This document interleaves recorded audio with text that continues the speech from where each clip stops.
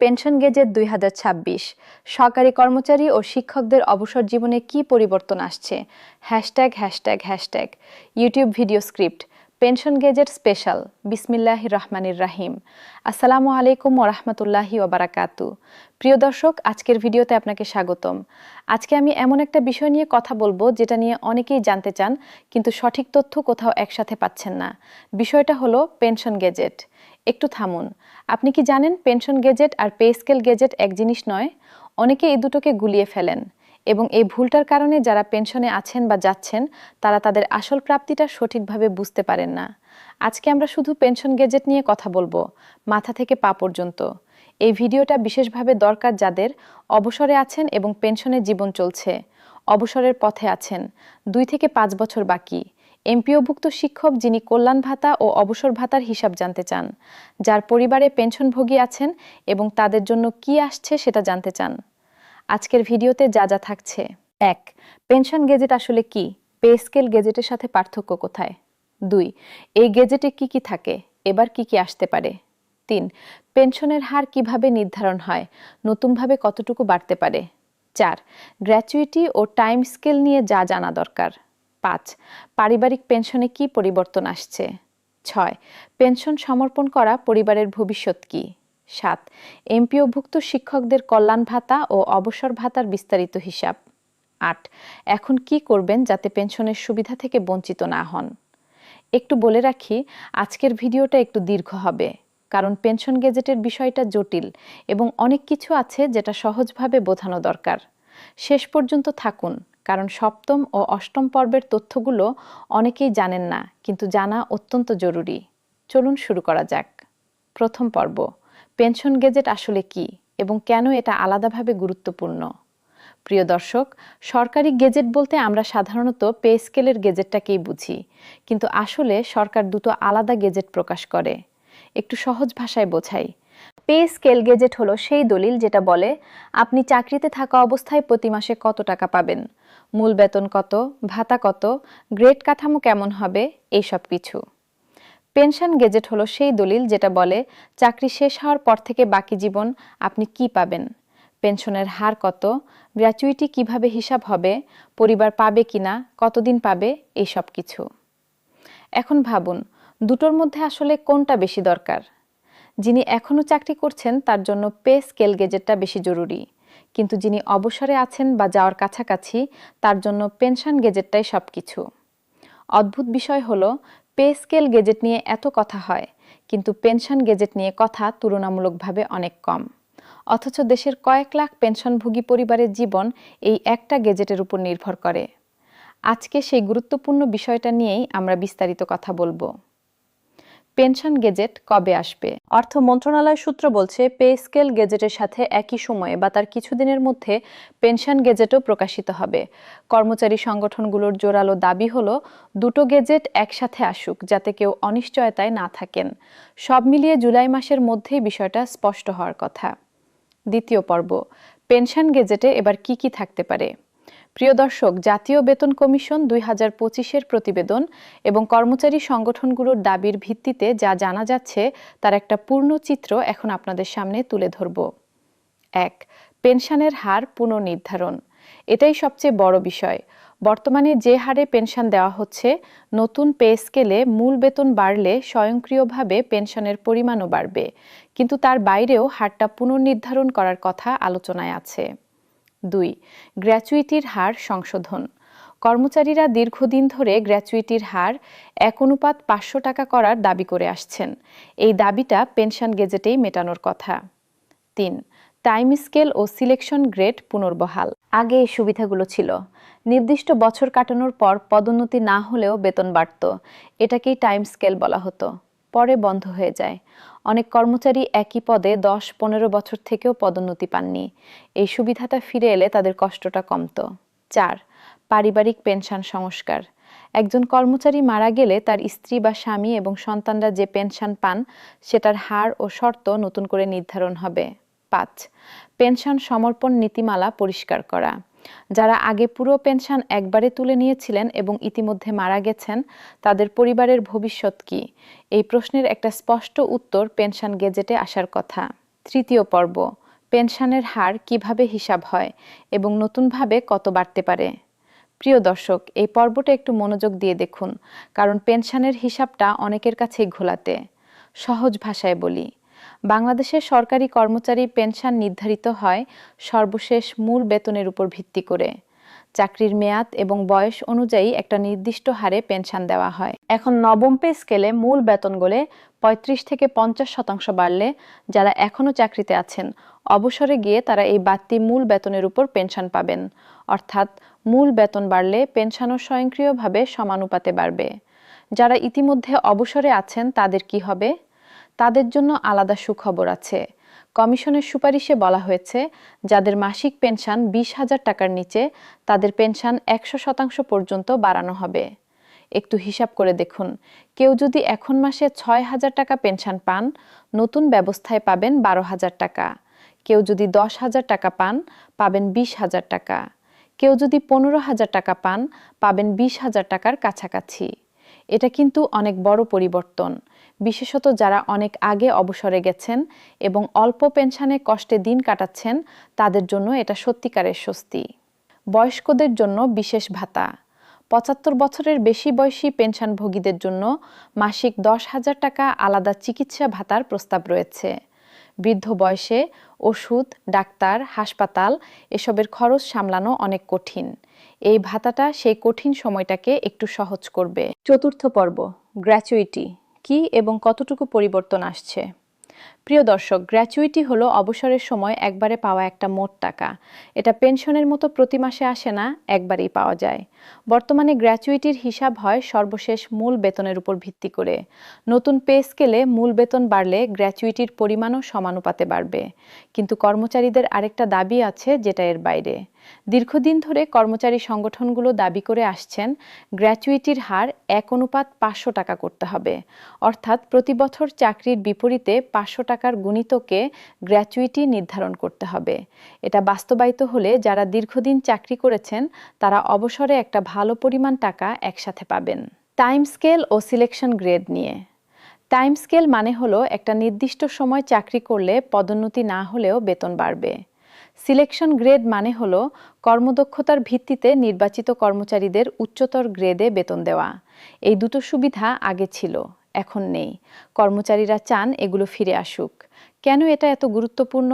কারণ দেশে এমন অনেক কর্মচারী আছেন যারা ২০-২৫ বছর একই পদে কাজ করেছেন, পদোন্নতি হয়নি, তাদের বেতনও বাড়েনি সেই অনুপাতে।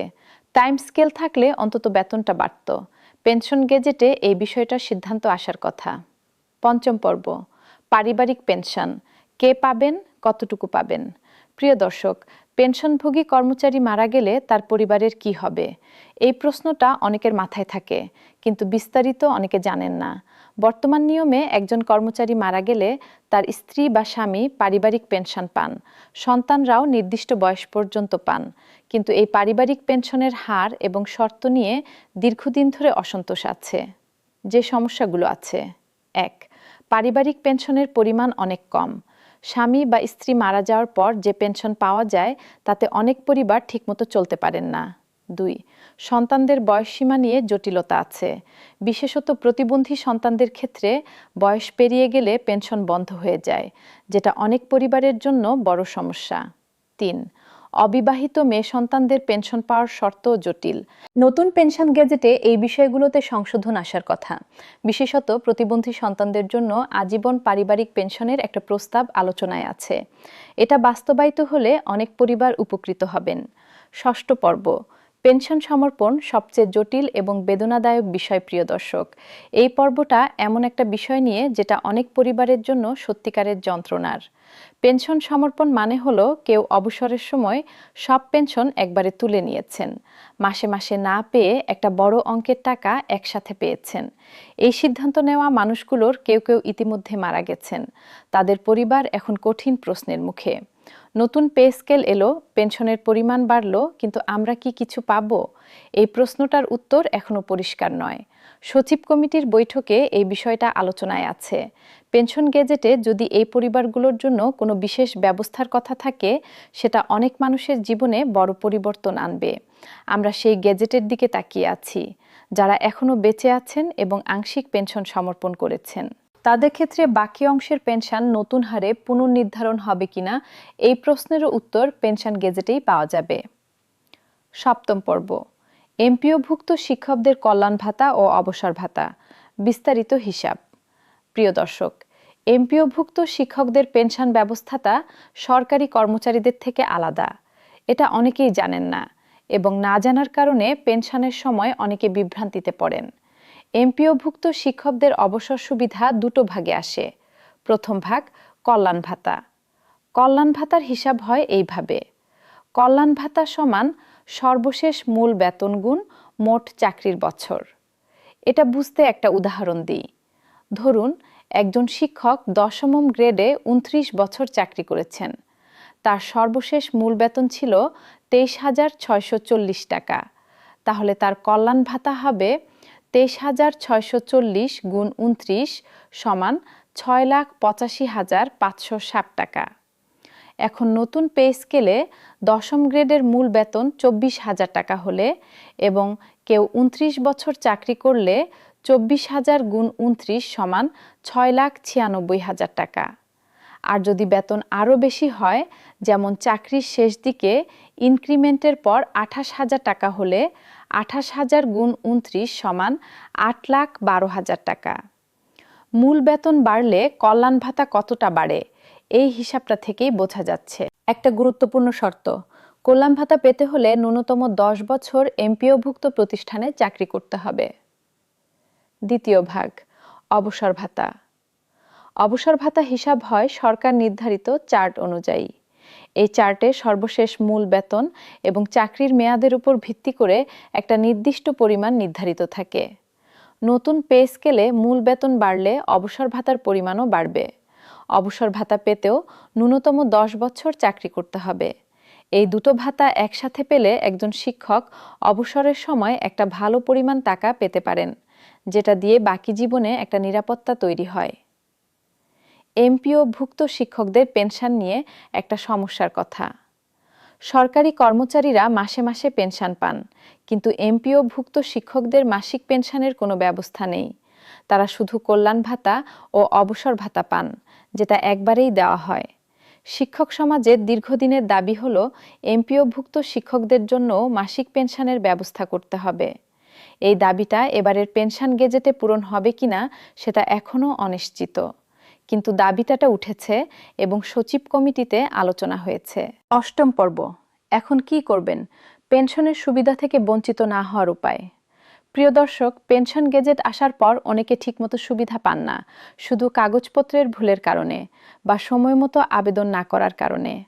আজকে যা বলবো সেগুলো এখনই করুন। গেজেট আসার পরে করতে গেলে ভিড়ে সময় পাবেন না। কাজ 1, সার্ভিস বুক পুরোপুরি আপডেট আছে কিনা নিশ্চিত করুন। সার্ভিস বুকে আপনার চাকরিতে যোগদানের তারিখ, প্রতিটি পদোন্নতির তারিখ, প্রতিটি গ্রেড পরিবর্তনের তথ্য এই সব থাকে। পেনশনের হিসাব এই তথ্যের উপর নির্ভর করে। কোনো তথ্য ভুল বা বাদ পড়লে পেনশনও কম হতে পারে। সার্ভিস বুক এখনই বের করুন। একটু সময় নিয়ে দেখুন সব সঠিক আছে কিনা। ভুল পেলে এখনই সংশোধন করুন। কাজ 2, এমপিওভুক্ত শিক্ষকরা এমপিও ফাইল ও ইন্ডেক্স নম্বর যাচাই করুন। কল্যাণ ভাতা ও অবসর ভাতার আবেদন করার সময় এমপিও ফাইল এবং ইন্ডেক্স নম্বর দরকার হয়।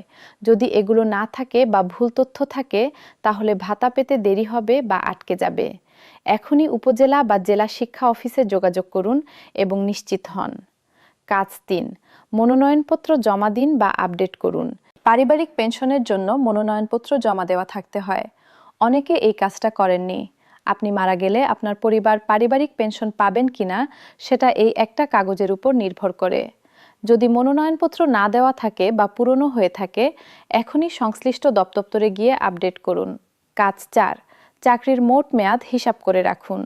আপনি ঠিক কত বছর কত মাস চাকরি করেছেন সেটা জানুন। পেনশন এবং গ্র্যাচুইটির হিসাবে এটা সরাসরি কাজে লাগে। বিশেষত যারা কয়েকটা প্রতিষ্ঠানে বা পদে কাজ করেছেন, তাদের জন্য মোট মেয়াদ হিসাব করাটা জরুরি। কাজ 5, ভুয়া তথ্য থেকে সাবধান থাকুন। পেনশন গেজেট নিয়ে সোশ্যাল মিডিয়ায় অনেক ভুল তথ্য ছড়াবে। কেউ বলবে গেজেট বের হয়েছে, এখানে ডাউনলোড করুন। এই ধরনের লিঙ্কে ক্লিক করবেন না। শুধু অর্থ মন্ত্রণালয় এবং জনপ্রশাসন মন্ত্রণালয়ের সরকারি ওয়েবসাইট বিশ্বাস করুন। অন্য কোথাও থেকে কিছু ডাউনলোড করলে আপনার ব্যক্তিগত তথ্য চুরি হওয়ার আশঙ্কা আছে। শেষ কথা প্রিয় দর্শক, আজকের ভিডিওতে আমরা পেনশন গেজেটের প্রতিটা দিক নিয়ে বিস্তারিত কথা বলেছি। একটু সংক্ষেপে মনে করিয়ে দিই, পেনশন গেজেট আর পে স্কেল গেজেট দুটো আলাদা জিনিস। পেনশন গেজেট নির্ধারণ করে অবসর পরবর্তী জীবনে আপনি কি পাবেন। এই গেজেটে আসছে পেনশনের হার পুনর্নির্ধারণ, গ্র্যাচুইটির সংস্কার, টাইম স্কেল ও সিলেকশন গ্রেড পুনর্বহাল, পারিবারিক পেনশন সংস্কার এবং পেনশন সমর্পণ করা পরিবারের বিষয়ে সিদ্ধান্ত। যাদের পেনশন 20,000 টাকার নিচে তারা 100% পর্যন্ত বৃদ্ধি পাবেন। 75 বছরের বেশি বয়সীরা মাসে 10,000 টাকা চিকিৎসা ভাতা পাবেন। এমপিওভুক্ত শিক্ষকদের কল্যাণ ভাতা ও অবসর ভাতা বাড়বে, কারণ মূল বেতন বাড়বে। এবং সবার আগে সার্ভিস বুক ঠিক করুন, মনোনয়নপত্র আপডেট করুন, এমপিও ফাইল যাচাই করুন। গেজেট প্রকাশিত হলে এই চ্যানেলে সবার আগে বিস্তারিত আলোচনা পাবেন। তাই এখনই সাবস্ক্রাইব করুন এবং বেল আইকনটা প্রেস করুন। ভিডিওটা ভালো লাগলে একটা লাইক দিন। আপনার পরিচিত কোনো পেনশনভোগী বা অবসরের কাছাকাছি কর্মচারী বা শিক্ষক থাকলে তাদের কাছে এই ভিডিওটা পৌঁছে দিন। এই তথ্যগুলো তাদের জীবনে কাজে লাগবে। আল্লাহ হাফেজ, সবাইকে অনেক ধন্যবাদ।